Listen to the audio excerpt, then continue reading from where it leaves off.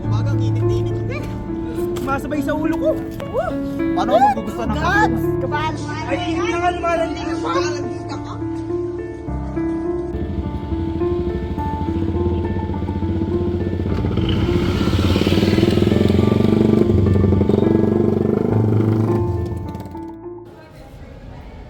Ay, ang init naman ngayon.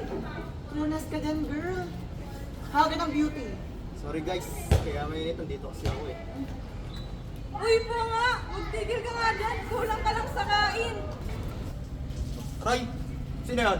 Ikaw yun? Ay, masakit. Tol, hindi. Kaso namumula tol eh. Gusto mo gawin ko sa'yo? Relax. Ito kasi. Oh, relax lang tol, ang init-init na nga. Init pa ba yung ulo mo? Buka nga dito. Yan yun na guys. Pero teka guys, hindi niyo ba napapansin? Are you not curious why all of the sudden the climate instantly increased? Oo nga no. Diba, sabi nga ni Chong Carl, pag hindi natin alam, GMT natin. Ano pinapauso mo? Ano yung GMT? I-google mo, tanga. Ah, yun pala yun. Kala ko ano eh. Pero teka guys, search na nga natin para alam na natin to, ano ba yun? Sige. So ito may lumitaw, global warming. Baka siya na to kasi nga warming mainit. So play na natin. Sige. Play mo na bilis para ma-fulfill yung curiosity natin. I-play mo na.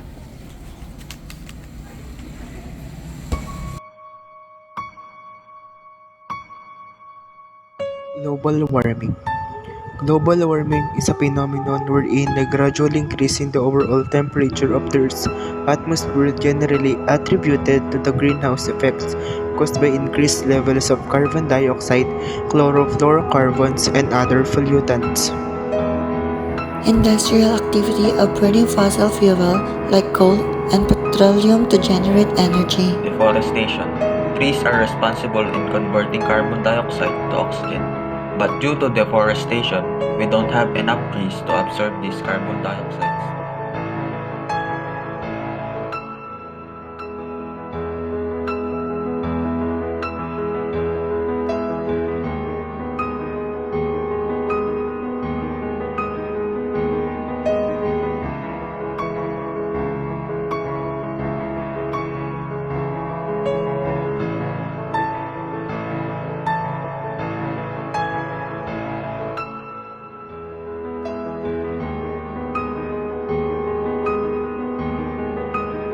By switching from using fossil fuel to renewable energy sources like solar, we can drastically cut greenhouse gas emissions and fight global warming.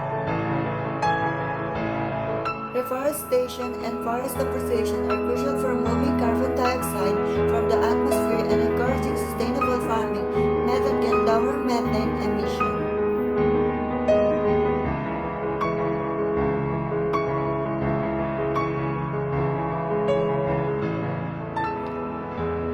To sum it all up, the main reason why we are experiencing an instant increase in the Earth temperature is because the human activities. Now I know the reason behind instant increase in temperature. Yeah, it's not normal and it has side effects not only in the earth but also to all living organisms inside of it. So to all people out there, we encourage you to stand and make a move. By simply making a small step, it can create a big impact on the world. Don't let the earth die because of our activities. Instead, be mindful, be classy, and be different. We have the power and the capacity to change everything in this world. So all bear in mind that the Negligence to our mother nature is also negligence to our future. Roy, sino yun? Ito yun? Tol, masakit. Tol, hindi. Kaso namumula tol eh. Ay, ang init naman ngayon. Lunas ka dyan, girl. So to all people out there, we encourage you to stand and make a move. Ready? Bato.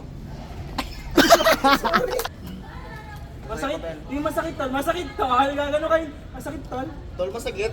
Hindi na tawag Tewag yung nonchalant. Tol, masakit.